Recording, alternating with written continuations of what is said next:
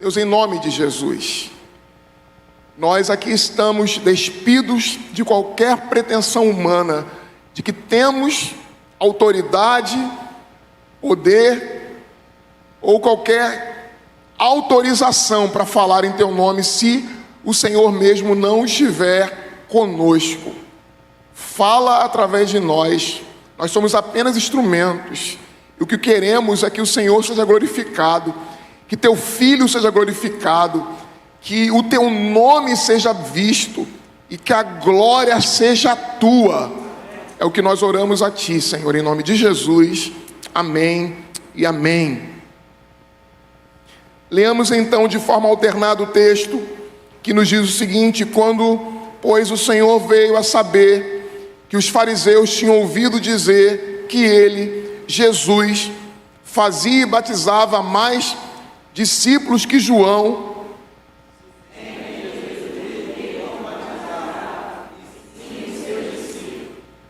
deixou a Judéia, retirando-se outra vez para a Galiléia.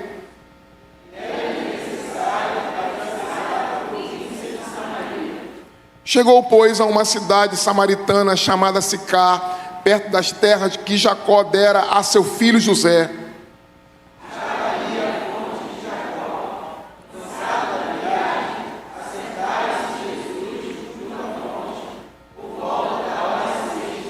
Nisto veio uma mulher samaritana tirar água, e disse-lhe Jesus: dai-me de beber.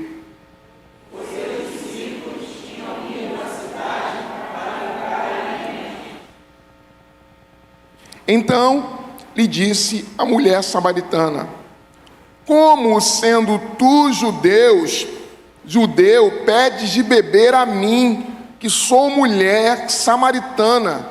Porque os judeus não se dão com os samaritanos.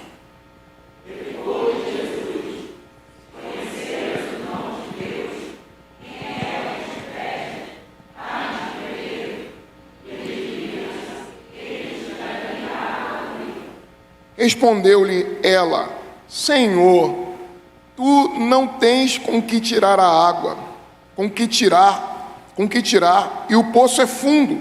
Onde, pois, tens água viva?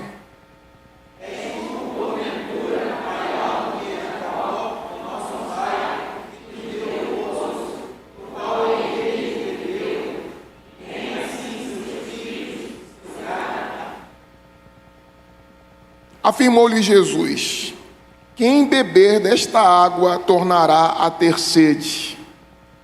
Aquele, porém, que beber da água que eu lhe der, nunca mais terá sede. Pelo contrário, a água que eu lhe der será nele uma fonte de água para a vida eterna. Disse-lhe a mulher: Senhor, dai-me desta água para que eu não mais tenha sede, nem precise vir aqui buscá-la. Palavra do Senhor. Pode tomar seu assento.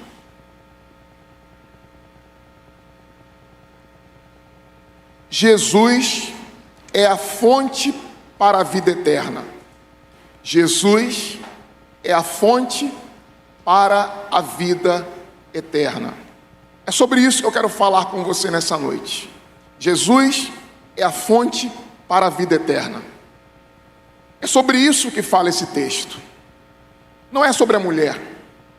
Não é sobre discussões sobre aonde se deve cultuar, a forma que se deve cultuar. Porque esse texto está para nos ensinar. A ênfase desse texto é: Jesus é a fonte para a vida eterna. Nicodemos tem sede de verdade, tem sede de luz. Essa mulher tem sede de amor.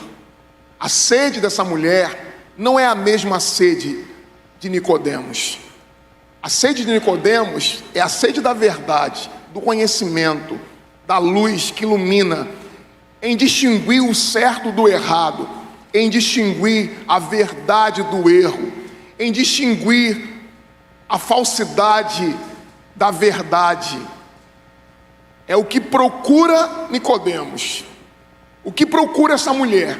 Essa mulher procura e tem sede de amor. Quando nós lemos mais um pouco do texto e Jesus toca numa ferida dessa mulher, que trata dos relacionamentos que ela teve e que ela passou por 5 casamentos, demonstra claramente isso, que ela está buscando o amor que ela não encontra. Por cinco relacionamentos ela passa e não consegue encontrar um amor definitivo para si. Ela tem sede de amor, ela tem sede de vida plena. Assim como Nicodemos, ela tem também uma falta. Cada uma das pessoas com quem Jesus encontra-se no Evangelho de João demonstram claramente que lhes falta algo. O que lhes falta? O que falta a você? Eu quero distinguir de início quem são esses 2 personagens, Jesus e a mulher. Mas a mulher eu quero distingui-la a partir do homem que nós falamos durante as semanas anteriores, que é Nicodemos. Quando Jesus, no capítulo 3, dirige-se a Nicodemos, ele dirige-se a um homem. Aqui ele dirige-se a uma mulher. Quando ele se dirige a Nicodemos, ele dirige-se a um judeu do reino do sul. Aqui Jesus dirige-se a uma mulher do reino do norte. Quando no texto Jesus fala com Nicodemos, ele dirige-se a um mestre de Israel. Aqui, pela concepção da época, há uma mulher que se prostituía, porque 5 maridos ela já teve e o que ela tem não lhe pertence. Por isso, é dessa forma que a sociedade a vê neste momento. Essa mulher vem encontrar Jesus, e encontra-se com Jesus, ou Jesus encontra-se com ela, de dia, meio-dia, é quando ela vai no poço buscar água. Não era comum. O comum e o natural é que as mulheres fossem pela manhã, bem cedo, buscar água. Nicodemos vai buscar a Jesus à noite. Essa mulher, de imediato, confessa imediatamente que precisa de Jesus. Nicodemos mantém-se como discípulo secreto durante muito tempo. Essa mulher está entre os samaritanos, entre os mais odiados do povo que serve a Deus. Esse homem, Nicodemos, de quem nós falamos por semanas, era um fariseu, um representante da classe religiosa. A mulher é uma eira sem beira, alguém que não tem que se preocupar com a sua identidade.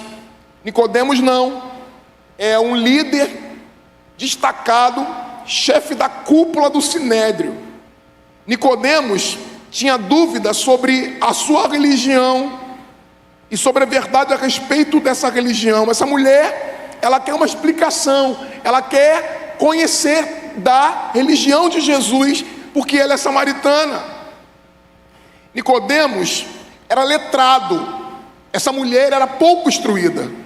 Nicodemos tinha um nome, essa mulher nem nome tem, porque ela é apenas chamada de samaritana, não lhe dão nome. Nicodemos chama-se o vencedor do povo, é a tradução do nome de Nicodemos. Essa mulher é discriminada. Nicodemos tinha uma mulher, essa mulher não tem um marido. E eu faço essas distinções para mostrar que Jesus é capaz de ser a fonte para a vida eterna para ambas as pessoas, sejam elas quem são, estejam elas em qualquer que seja a posição, estejam elas em qualquer que seja as circunstâncias que eles estejam experimentando. Jesus é a fonte para a vida eterna de todos os que o buscam. Todos que buscam Jesus podem encontrar nele a fonte da vida eterna.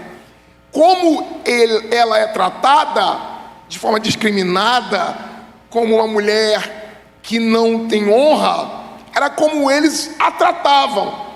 Ela se assusta com a forma que Jesus a trata. Porque como Jesus a trata? Como Jesus trata os pecadores? Nós às vezes ouvimos as pessoas dizerem que quando devemos tratar de problemas na igreja, devemos seguir os seguintes passos, que são orientados pelo Evangelho de João, no capítulo 16, que diz: se um irmão pecar, vá tu a ele e exorta-o para que ele se conserte. Então, se o irmão permanece no pecado, você leva alguém como testemunha, para que ele sirva de testemunho de que você o exortou e de que ele não te ouviu. Então você cumpre a segunda etapa. A terceira etapa é: se ele não te ouve, se ele não ouve o irmão, que é testemunha de que você o exortou, você leva-o à igreja, e se ele não ouve a igreja, então você trata-o como publicano, como pecador. E como é que Jesus trata os publicanos e os pecadores? A interpretação da maioria de nós pode ser: bota para fora, excomunga da igreja, expulsa e trata essa pessoa como alguém que não merece estar entre nós. Não é assim que Jesus trata os pecadores. Jesus não trata assim os pecadores. E eu quero te mostrar e te dizer uma coisa: se ele tratasse os pecadores dessa forma, também você e também eu seríamos tratados dessa forma. Porque o que nos distingue dos pecadores escandalosos é apenas o escândalo, porque também nós somos pecadores, miseráveis, tanto quanto carecemos da graça de Deus.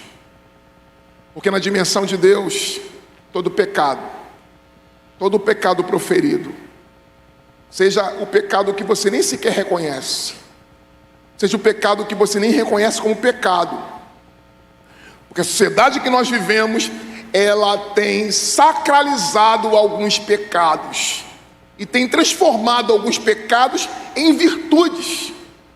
E talvez você acredite que alguns pecados não são mais pecados, são virtudes. Virtudes para a sociedade adoecida, uma sociedade corrompida que é a nossa. Mas para Jesus não há distinção dos pecados. Todos os pecados são igualmente odiosos aos seus olhos. Alguns pecados têm consequências maiores e que destroem as relações pessoais de forma maior, e por isso escandaliza e destrói de forma maior. Mas aos olhos de Deus, todos nós somos pecadores, todos nós necessitamos da graça de Deus, todos nós precisamos ir à fonte, precisamos que Jesus seja a fonte que traz vida eterna para nós. Todos nós precisamos beber da água que essa mulher vai saciar a sua sede. Todos nós necessitamos de uma vez por todas sermos e estarmos numa relação especial com Jesus. E aí eu quero dizer para você, meu irmão, que houve uma compreensão inicialmente difícil da mulher em relação a Jesus. Olha comigo e pensa comigo o texto. No versículo 4, no capítulo 4, logo no início, Jesus, ao dirigir-se a essa mulher, diz o texto diz: deixou a Judéia, retirando-se outra vez para a Galiléia, e era necessário atravessar a província de Samaria, e chegou, pois, a uma cidade samaritana chamada Sicar, perto das terras que Jacó dera a seu filho. Estava ali a fonte de Jacó, cansado da viagem, e assentara-se junto à fonte por volta da hora sexta. Hora sexta iniciava-se ao meio-dia. Nisto veio uma mulher samaritana tirar-lhe água, e disse-lhe Jesus: dai-me de beber. Olha para mim, preste atenção. Jesus dirige-se dessa forma, ou de forma parecida com o que ele faz com essa mulher. Há 3 mulheres no Evangelho de João: a Maria, a samaritana e a Maria Madalena. Veja comigo, no capítulo 2, versículo 4, no texto que foi pregado pelo pastor João, Jesus diz: mas Jesus lhe diz: mulher, o que tenho eu contigo? Aqui Jesus diz: mulher, dai-me de beber. Em João capítulo 20, Quando ele ressuscita dos mortos, no versículo 13, então lhe perguntaram: mulher, por que choras? Então o próprio Jesus, perguntou-lhe Jesus: mulher, no versículo 15, mulher, por que choras? A quem procuras? Jesus dirige-se a 3 mulheres no Evangelho de João: a Maria, sua mãe, a mulher samaritana e a Maria Madalena. Essas 3 mulheres estabelecem uma relação de proximidade com Jesus. João é seletivo em relação às suas narrativas. É claro que Jesus encontrou-se com outras mulheres. Os evangelhos sinóticos claramente descrevem que ele encontrou-se com a mulher de Naim, com a mulher Ciro-Fenícia e tantas outras mulheres que tiveram contato com Jesus. Mas não é essa a intencionalidade do evangelista João. Ele põe em destaque 3 encontros que vão marcar por completo a vida destas mulheres. Aqui, a mulher com quem Jesus está lidando é uma mulher samaritana, e o próprio texto que nós lemos diz algo a respeito dos samaritanos. Diz o texto que, versículo 4, Jesus deixa a Judeia e retira-se para a Galileia, porque na Judeia Jesus não havia sido recebido e acolhido de forma adequada.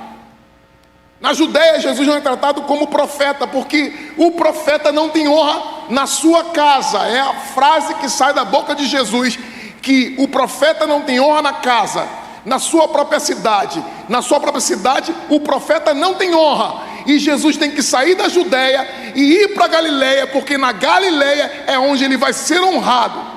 Jesus admite que nasce na Judeia, que era formada das tribos de Judá e de Benjamim. Isso tem importância para nós, porque depois de Salomão e de todo o reinado glorioso de Davi e Salomão, Israel foi dividido ao meio. As 12 tribos foram divididas, 2 permaneceram fiéis à tradição davídica, Judá e Benjamim. As outras 10 tornaram-se rebeldes e formaram aquilo que nós chamamos Reino do Norte. A samaritana pertence ao Reino do Norte. O que significa isto, pastor? Houve um exílio no ano 722 antes de Cristo. O povo de Israel foi levado para a Síria, e os assírios foram colocados na terra de Israel. O que aconteceu a partir disso? Os assírios foram se misturando com os israelitas do Reino do Norte, da Samaria e de todo o Reino do Norte. E o Reino do Norte, que era parte de Israel como um todo, que se dividiu, começou a assimilar os deuses, as religiosidades, os sacrifícios, a forma de viver de todos os assírios. E por que há ódio entre judeus e entre samaritanos? Porque os que ficaram no sul, ou seja, as tribos de Benjamim e de Judá, manteram lealdade total à lei de Deus, não se desviaram, não se miscigenaram, não se casaram com outros povos, não cometeram adultério religioso, não profanaram o nome de Deus, não adoraram Baás, não adoraram Astarotes, não adoraram aos deuses assírios, não se misturaram com as religiosidades de outros povos, mantiveram a pureza. Então todo o norte se envolveu, se maculou e se transformou em outra coisa. Não há pureza étnica, não houve mais pureza religiosa, não houve mais fidelidade a Deus, ao Deus de Israel. E essa mulher pertence ao Reino do Norte. E é por isso que os judeus odeiam os samaritanos, porque samaritanos pertencem ao Reino do Norte, que se misturou. Então eles não eram judeus legítimos, era como um carioca que fala de forma parecida com um paulista. Você é carioca, você não é paulista. É como um nordestino que fala como um sulista. Não tem como. Você vai no sul e alguém vai com o sotaque do Nordeste. Infelizmente, não é bem visto.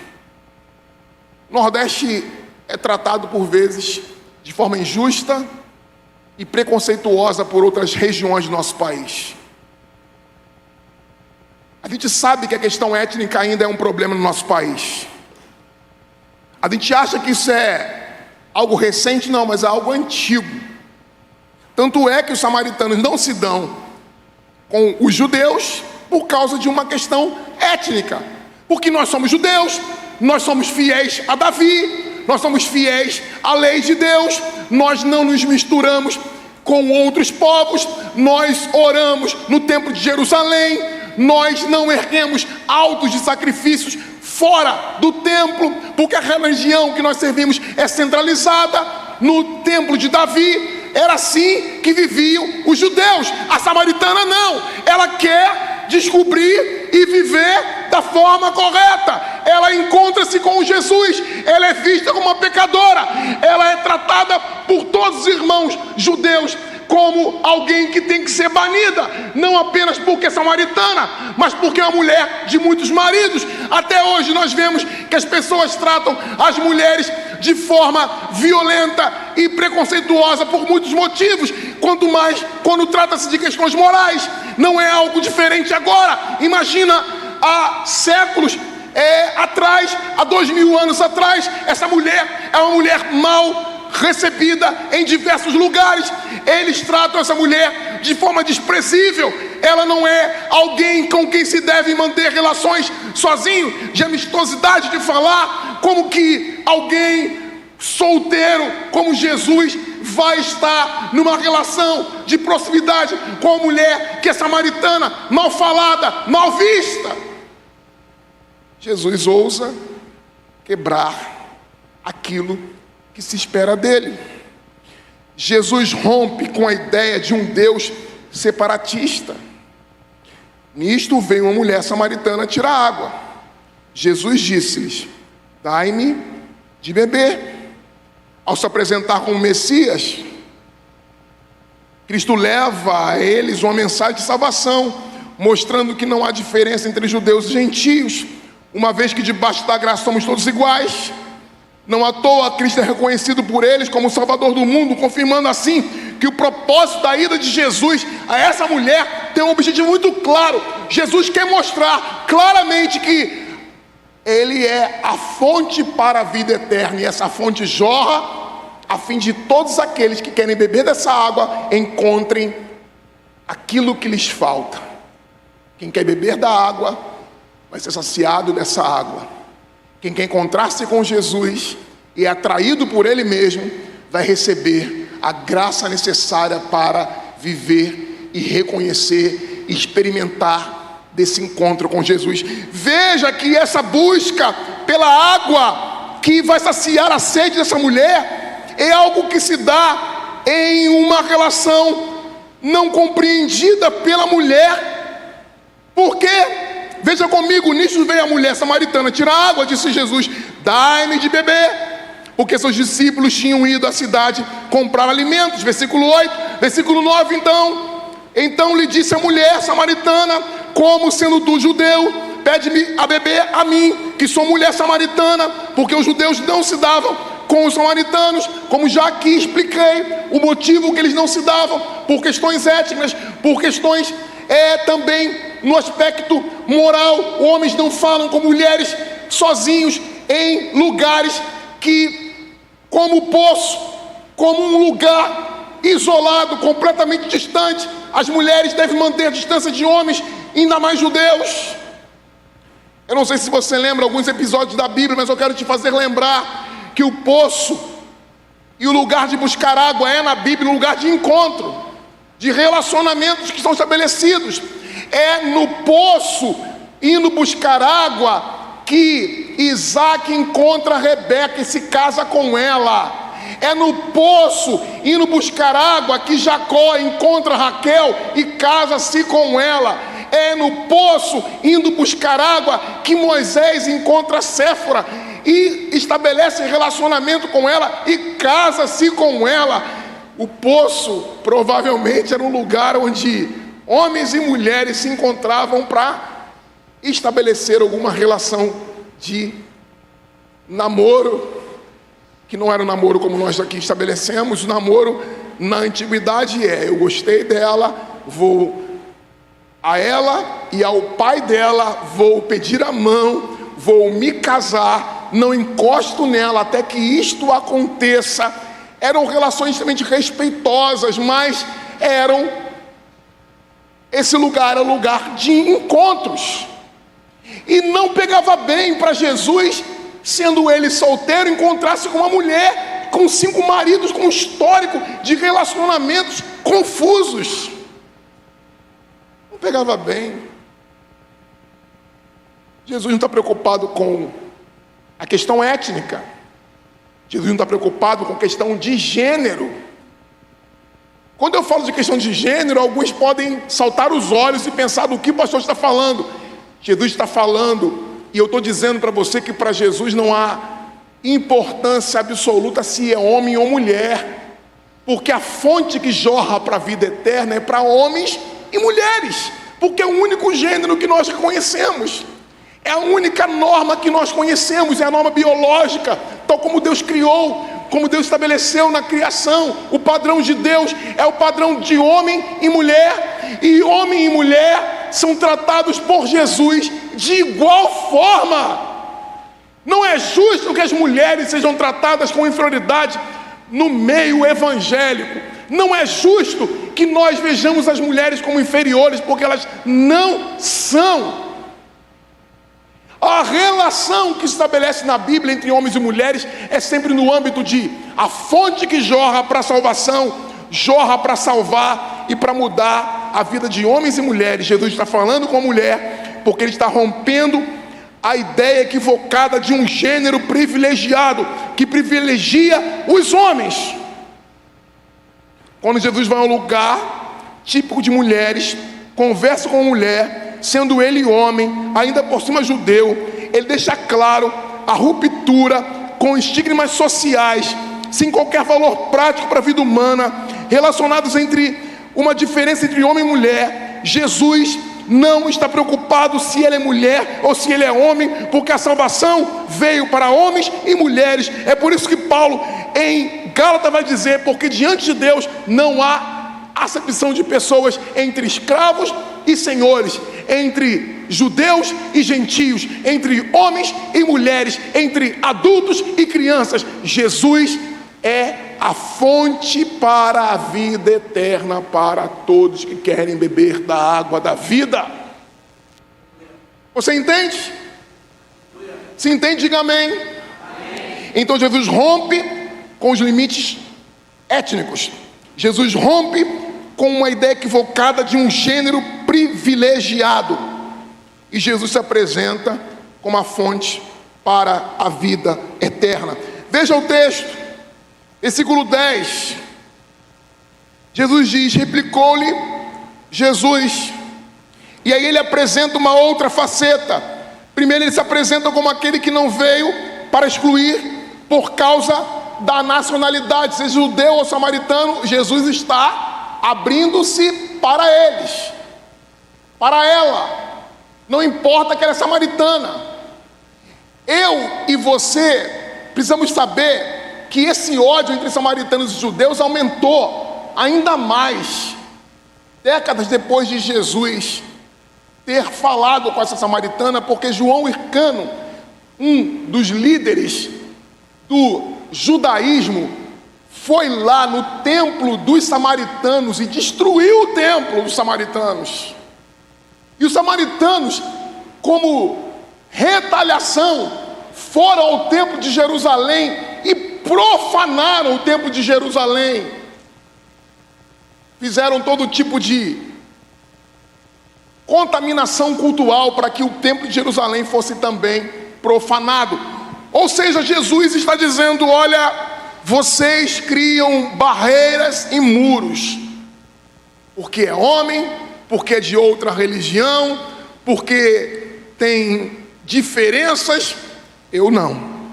Eu vim a fim de que vocês bebam da água e da fonte que jorra para a vida eterna.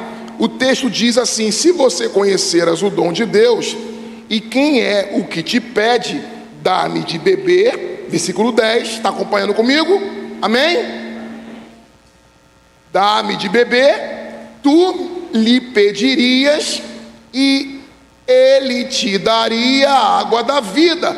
Se conheceras o dom sempre é graça.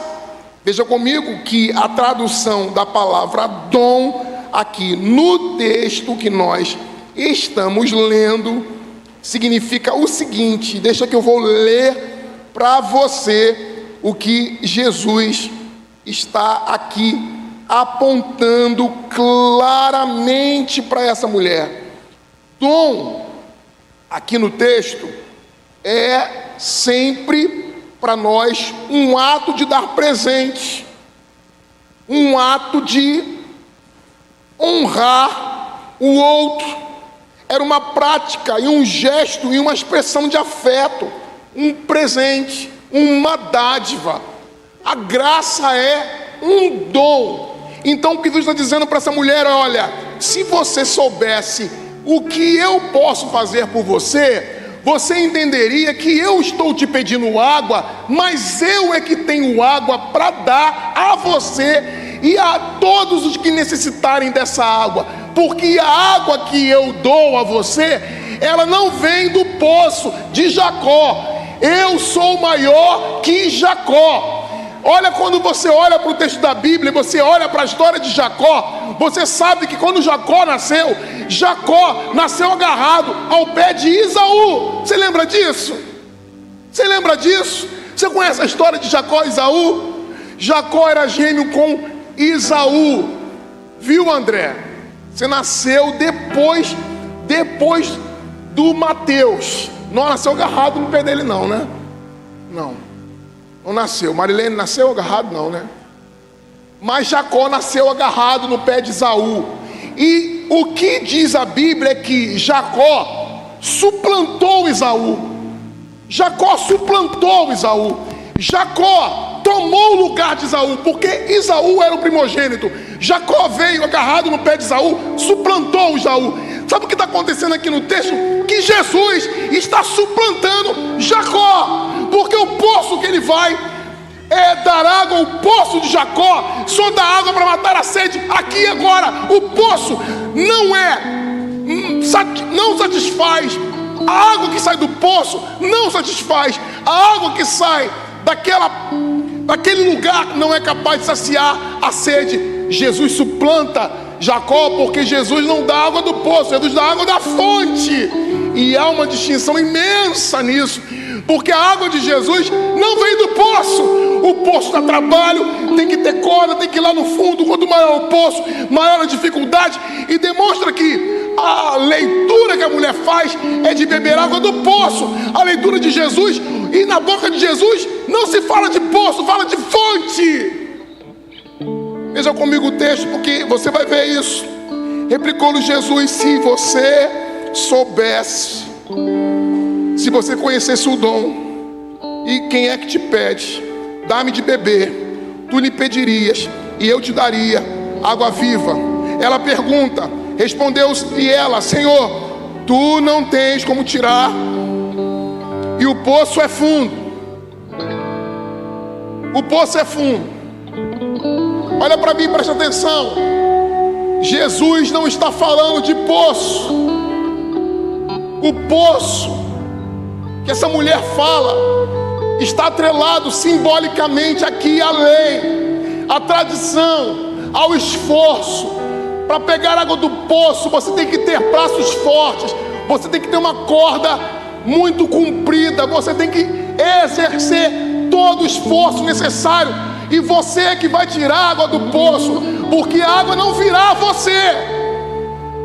Quem vai buscar água no poço tem que ter uma estratégia. Por isso que estranha-se que Jesus vai ao meio-dia, porque o sol está lascando. E o que se faz no poço meio-dia é ter um esforço dobrado. Essa mulher provavelmente vai a esse horário porque ela não quer ser vista, porque ela é mal vista. Ela vai ao meio-dia e a visão dela é de buscar água no poço, porque a sua perspectiva é de conquistar as coisas não pela graça, mas pelo esforço pessoal. Jesus diz para ela: eu não vou te dar água do poço, porque eu não faço água sair do poço. Pelo contrário, eu sou a fonte. Jesus não é e não traz água do poço. Jesus é a própria fonte. Você, quando busca água de cisterna, água parada, água estagnada, água que não mata a sede, você está na perspectiva da mulher que não entende que de Jesus sai água para a fonte da vida eterna. A vida de Jesus é anunciar e dar a mim e a você uma água que vai saciar. E a água na Bíblia e no texto bíblico simboliza a presença do Espírito Santo, a renovação interior, a presença de Deus Todo-Poderoso na sua vida. Não trata-se apenas de água, mas trata-se de presença, de poder, de renovação, de Deus ser derramado sobre a sua vida e sobre a minha. Então o que Jesus está dizendo para a mulher é o seguinte: você não sabe, você não compreende, você não tem dimensão do que eu posso fazer. Tu não tem como tirar, e o poço é fundo. Onde pois tens água viva? És tu porventura maior que Jacó, o nosso pai, que nos deu o poço? Mulher fala de poço, do qual ele mesmo bebeu, bem assim seus filhos, seu gado. Jesus então diz para ela,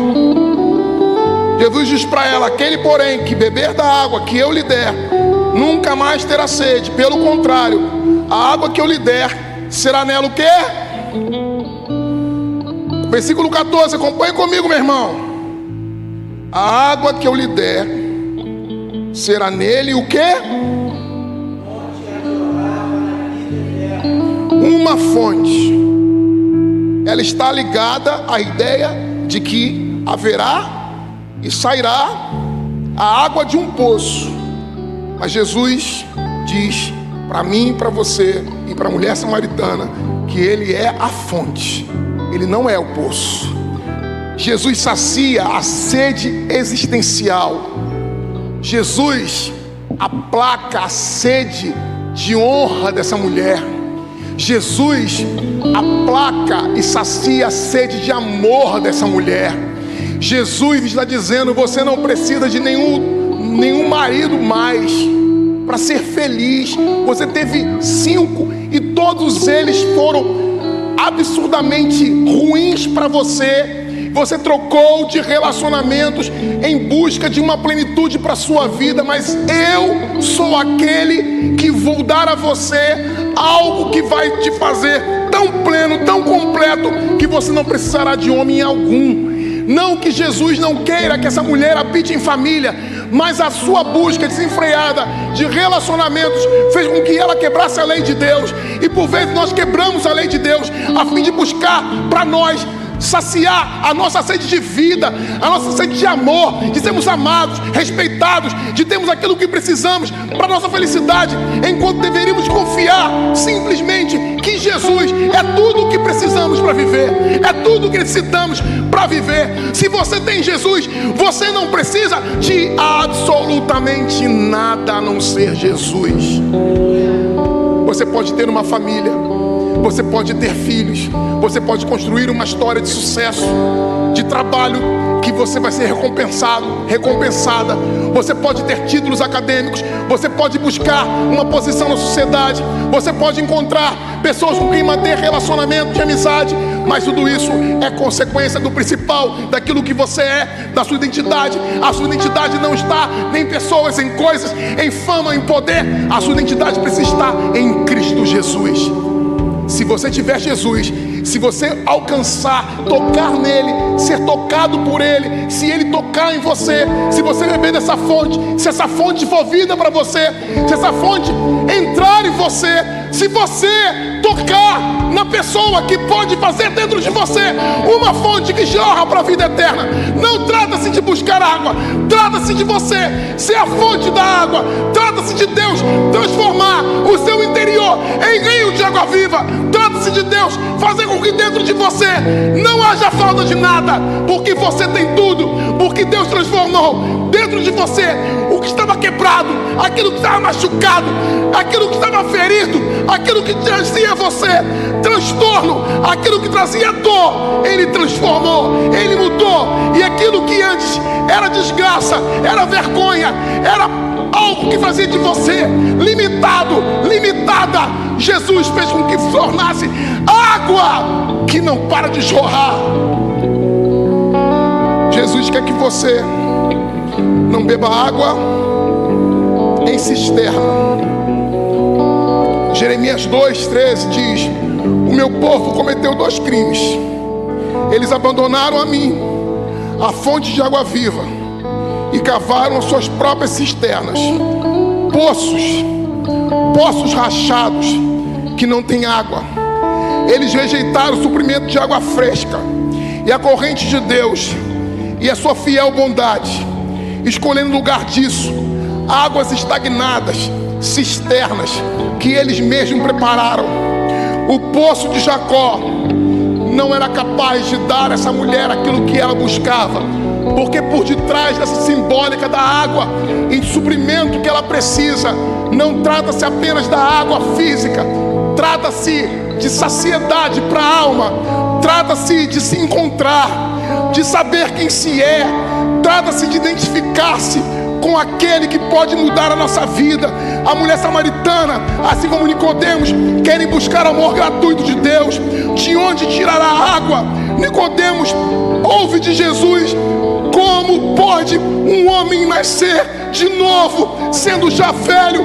É a reação de Nicodemos quando escuta de Jesus: é preciso nascer de novo. A essa mulher ele diz: se você me conhecesses e soubesse o que eu tenho para fazer e para dar a você, você não buscaria em nenhum outro lugar, porque de você se transformaria e dentro de você haveria uma fonte para a vida eterna. Para Nicodemos ele diz: nasça de novo. Para essa mulher: eu vou plantar dentro de você uma fonte para a vida eterna. Vai jorrar e vai viver e vai mudar e vai haver transformação, tal qual houve em Nicodemos. O que eu e você precisamos entender, que tanto a Nicodemos como a mulher, todos eles estão buscando algo de Jesus. Nicodemos buscava entender a sua religião através do esforço pessoal.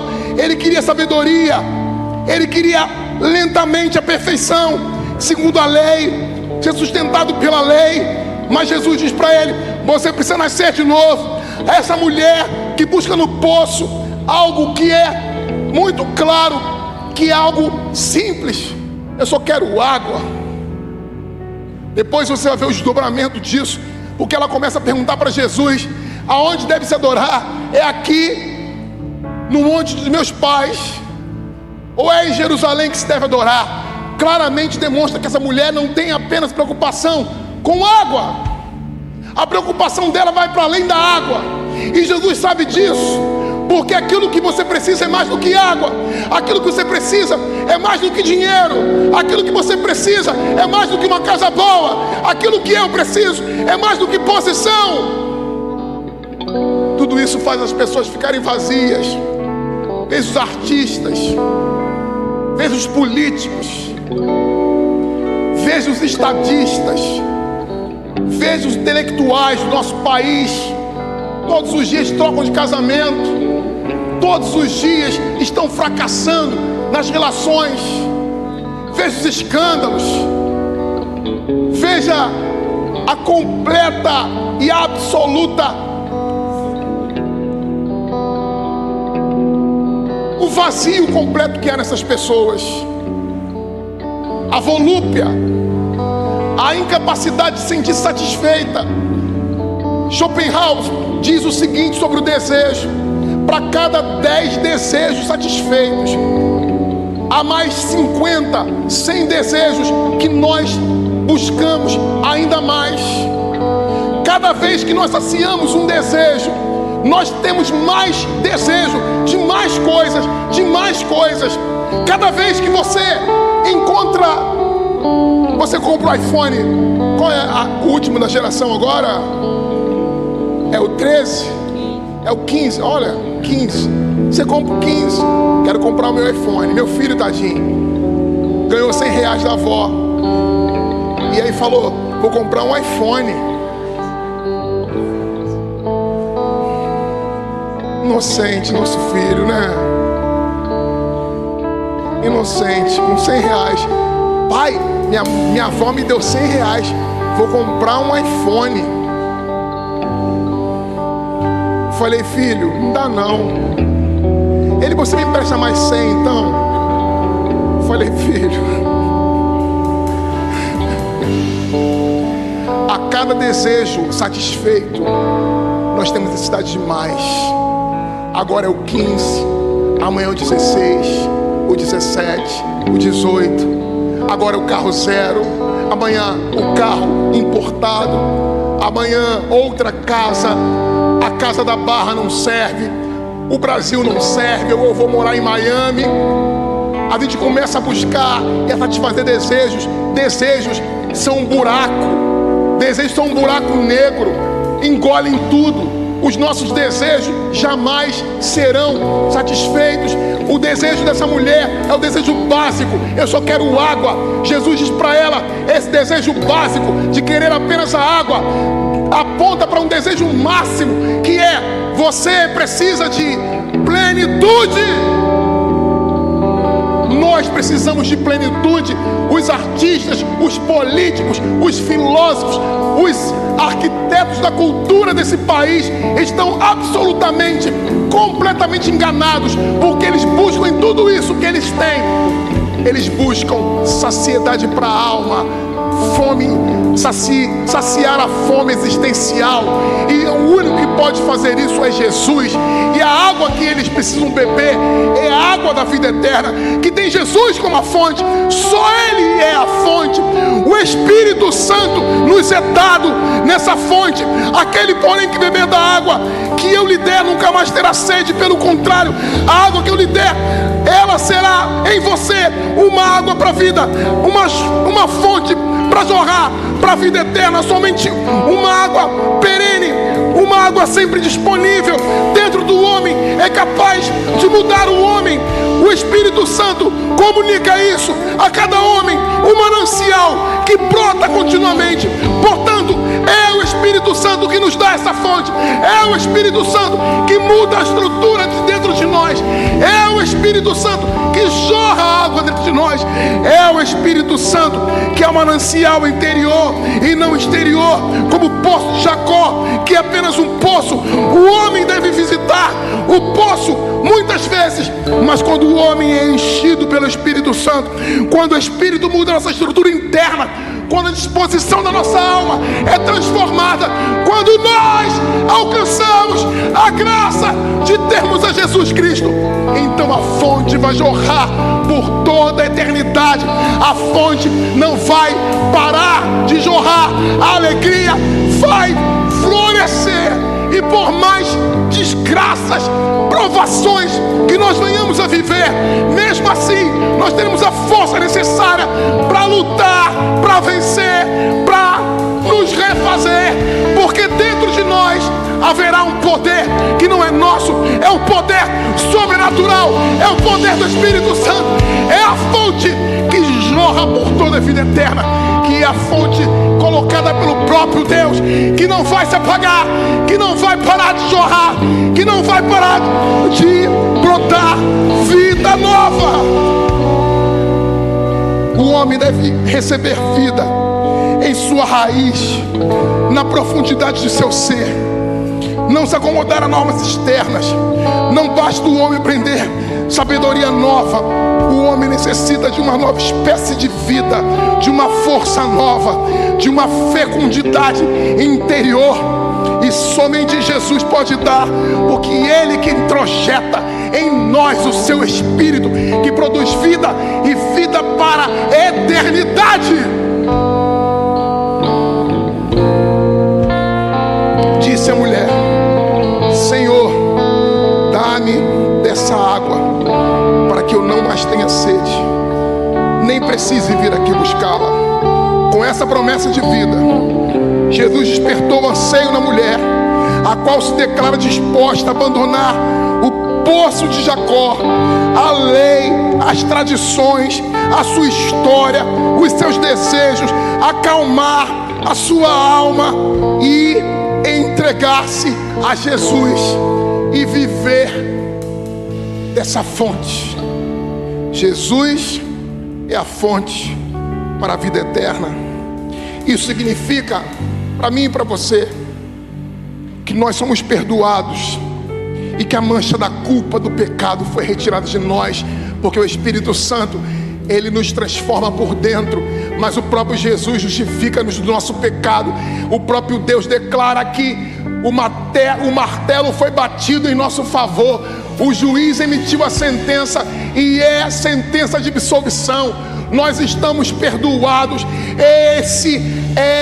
Esse é o conceito de vida eterna, de que a vida eterna se dá porque nós não carregamos mais peso, nós não carregamos mais um medo, nós agora somos livres. Cristo ocupa o primeiro lugar.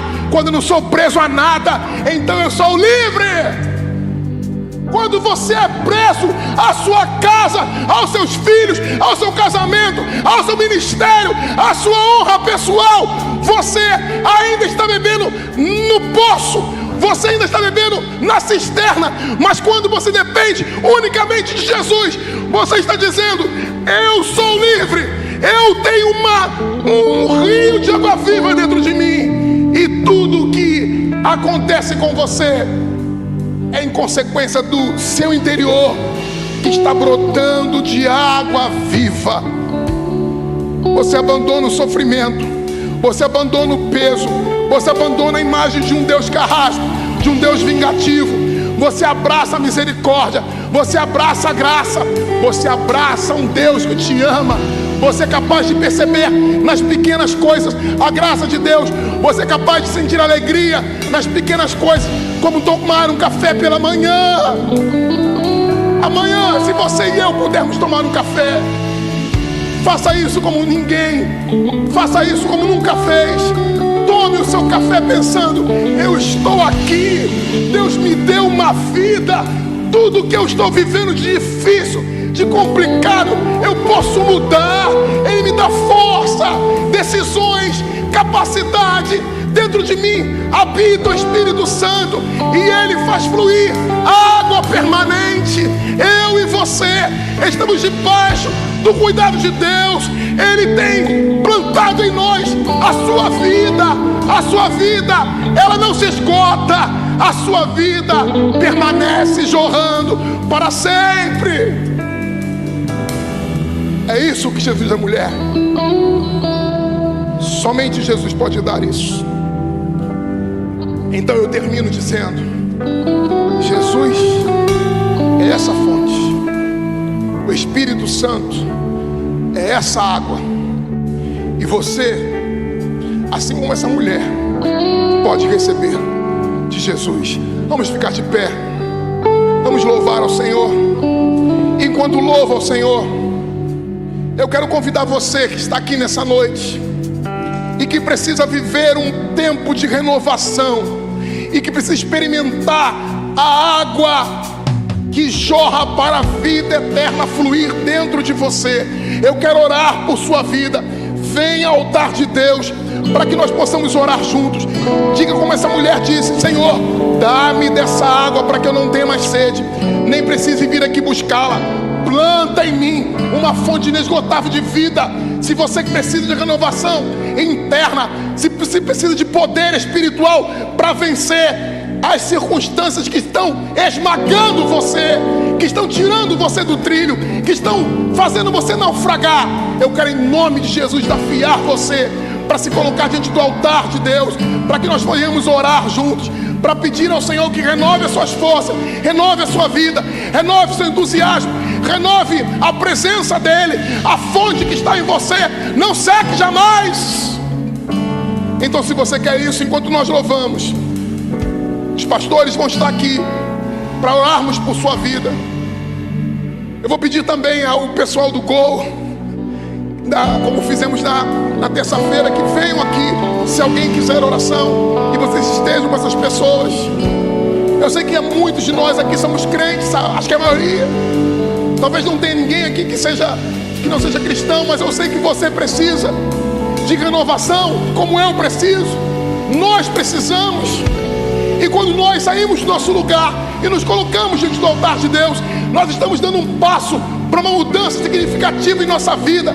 Então não tenha problema em se colocar no altar de Deus. Pelo contrário, enquanto nós cantamos, você possa erguer as suas mãos, louvar ao seu Deus e dizer: eu preciso dessa água, que essa água brote e floresça dentro de mim, que teu Espírito me controle, que teu Espírito me modifique internamente em todas as estruturas da minha vida. Nós vamos cantar, e enquanto cantamos, você vai poder fazer isso.